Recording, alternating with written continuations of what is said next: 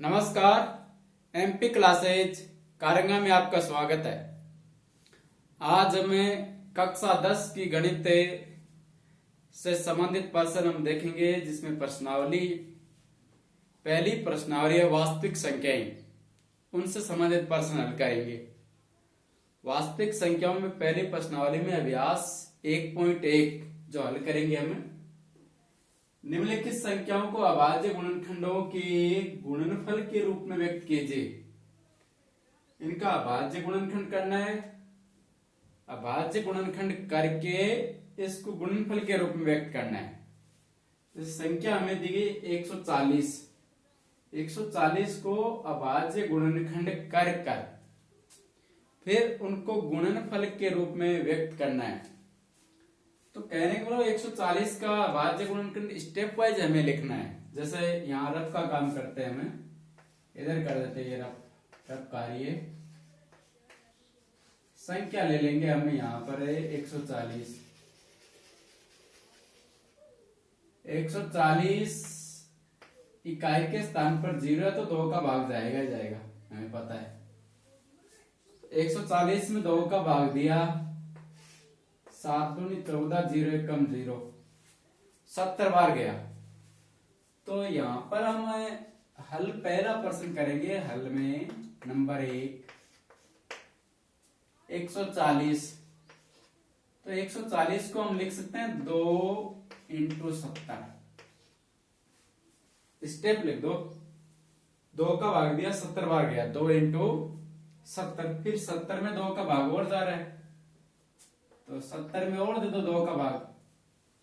कितनी बार जा रहा है? 35 बार। 7 पंचो 35 या 35 दूनी 70 हो गया है। तो फिर भाग है, फिर 2 का 2 एक पहले से है, इस 70 में 2 का दिया तो 35 बार गया। 35 के इकाई के स्थान पर 5 है, न तो 2 का जाता है न 3 का जाता है। अंकों का योग 8 है, तो 4 का देने का है ही नहीं हमें। 5 का देंगे तो 7 बार जाएगा। 5 का भाग देंगे 35 में, 7 पंचो 35। तो इनको लिख देंगे 2 इंटू 2 इंटू 5 इंटू 7। और 7 अभाज्य संख्या है। अभाज्य गुणनखंड में केवल अभाज्य संख्या का ही भाग देना है। और अभाज्य संख्या 2, 3, 5, 2, 3, 5, 7, 11 इन संख्याओं का ही हमें भाग देना है। फिर इनको आगे लिखेंगे हम 2 की घात 2 गुणा 5 गुणा 7। ये हो गया इसका अभाज्य गुणनखंडों के गुणनफल के रूप में व्यक्त करना। फिर नंबर 2 सवाल है 156। ये तरीका रहेगा। 156 में भी हम क्या करेंगे? 156 में भी 2 का भाग जाता है इकाई के स्थान पर 6।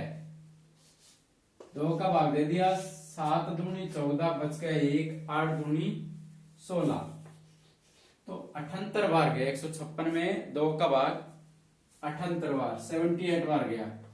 तो 2 इंटू 78। फिर 78 में 2 का भाग कितनी बार गया? 39, 2 3 6, 1 बच गया 18, 9 दूनी 18। फिर 78 में 2 का भाग 39 बार, और 39 में 2 का जाता नहीं है। 39 में भाग 3 का देंगे, 13 3 39। अंकों का योग 12 है, तो 13 बार इसमें भाग चला जाएगा ये। फिर देंगे भाग 3 का हमने दिया, तो 3 का भाग देने पर कितनी बार गया? 13 बार। ये हो। फिर इनको हम घातांक रूप में लिखेंगे। 2 की घात तो 2 हो गया, और 3 गुणा 13। ये आ गया 156 का अभाज्य गुणनखंडों के गुणनफल के रूप में व्यक्त करना। फिर अगला सवाल है इसमें 30 25। तीसरा सवाल है, सवाल नंबर है 3। 30 25। 3025 3025 में भाग देंगे हमें इकाई के स्थान पर 0 2 4 6 8 है नहीं, इसलिए 2 का भागे नहीं जाएगा। 3 का देखेंगे हम, 3 का देखेंगे, 3 और 2 5 और 5 10, 3 का भी नहीं जाएगा क्योंकि अंकों का योग हमें 3 चाहिए, 6 चाहिए, 9 चाहिए, तब 3 का भाग जाएगा। तो ये तो है नहीं 10 अंकों का योग, तो 3 का भी नहीं जाएगा। 5 का देंगे, इकाई के स्थान पर 5 है, 5 का भाग देंगे 5 25, 5 बच गया, उतार दिया 2, 6 5 30, 6 बार 5 25, 6 5 30, फिर टूटे भाग की 0, ये 5 25, 605 बार भाग चला गया इसमें, 605 बार भाग चला गया 3025 में। तो इनको लिख देंगे हम 5 गुना 605, फिर 605 में और 5 का धारा है, 5 एकम 5 बच गया 1, 5 दूनी 10, 121 बार गया 5 का भाग, 12 पंचो 60, 5 एकम 5 121। तो यहां पर हम लिख देंगे 5 गुना 605 में 5 का भाग देंगे तो 121 बार जाएगा, और 121 में 3 का जाता नहीं है, 3 का देना भी नहीं, क्यों 5 का दे दिया वापस 3 पर नहीं जाएंगे, 7 पर जाएंगे। तो 7 एकम 7 बच गया 4, 41 नहीं जाएगा, 7 के बाद में 11 का, तो 11 11 121 होता ही है। तो 5 गुना 5 गुना 11 गुना 11, तो ये हो गया 5 की घात तो 2 और 11 की घात 2, 11 भी 2 और 5 भी 2, ये आ गया हमारे पास है 3025 का अभाज्य गुणनखंडों के गुणनफल के रूप में व्यक्त करना।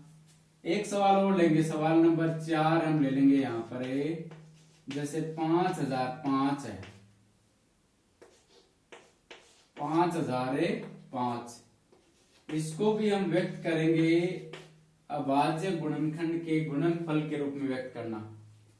तो तरीका यही रहेगा, रफ कार्य यहाँ पर 5005 में भाग देंगे हमें, अंकों का योग 10 हो रहा है तो 3 का जाएगा नहीं, 5 का देंगे, 10 5 50, 5 एकम 5, 1000 एक बार गया 5005 में 5 का भाग। अब इसमें 5 का जाएगा नहीं, इकाई के स्थान पर है 1 है, 7 का 7 एकम 7, 3 30, 7 चौक 28, 7 3 21, 7 का भाग 7 एकम 7।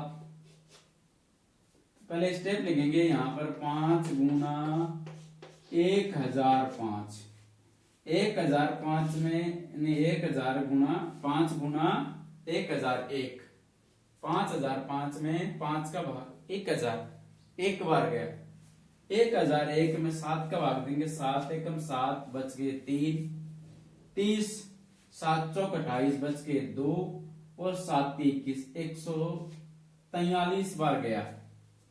एक बार और देखेंगे, 7 3 21 का 1, 7 चौक 28, 2 30, 7 और 3 10, 143।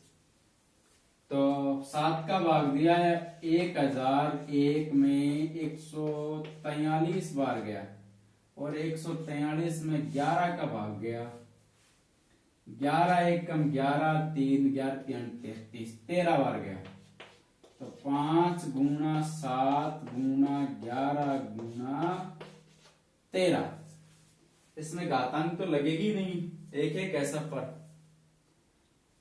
तो ये सवाल थे 4 प्रश्न है, इसमें निम्नलिखित संख्याओं को अभाज्य गुणनखंडों के गुणनफल के रूप में व्यक्त कीजिए। सबसे पहले 140, 140 में हमने 2 का भाग दिया 70 बार गया, 70 में फिर 2 का भाग दिया 35 बार गया, 35 में 5 का भाग दिया 7 बार गया, 2 बार आ गया, 2 की घात 2 गुना 5 गुना 7, ये लास्ट आंसर ये है। फिर 156 में 2 का भाग दिया 78 बार गया। फिर 78 में 2 का भाग दिया 39 बार। 39 में 2 का जाता नहीं, 3 का दिया 13 बार। तो 2 है 2 बार, 2 की घात 2 गुना 3 गुना 13। फिर 5005, ये 2 बार लिख दिए 5005। हाँ ये चौथा है। 3025 तीसरा सवाल, ये चौथा यहाँ ऊपर सवाल लिखे हुए हैं पहले। 3025 में हमने 5 का भाग दिया। 3025 में 3 का जाता नहीं है, 2 और 5 7, 3 10 अंकों का योग। 5 का दिया तो 605 बार गया।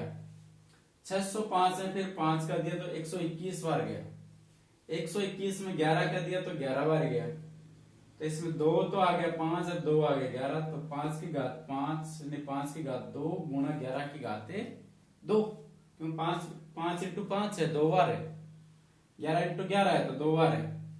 फिर 5005 में 5 का भाग देंगे हम तो कितनी बार जाएगा, 1000 एक बार जाएगा। देखो 5 का भाग 10, 5 50, ये 5 एकम 5 0 0 5 एकम 5। 7 का दिया तो 7 एकम 7, एक बार गया, 3 बच गया, 0 काट दिया, 7 चौक 28, 2 बच गया, 7 3 143।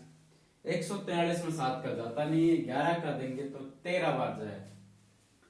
13 11 143, 13 में 13 का ही जाएगा। तो 5 गुना 7 गुना 11, ये अंतिम आंसर रहेगा।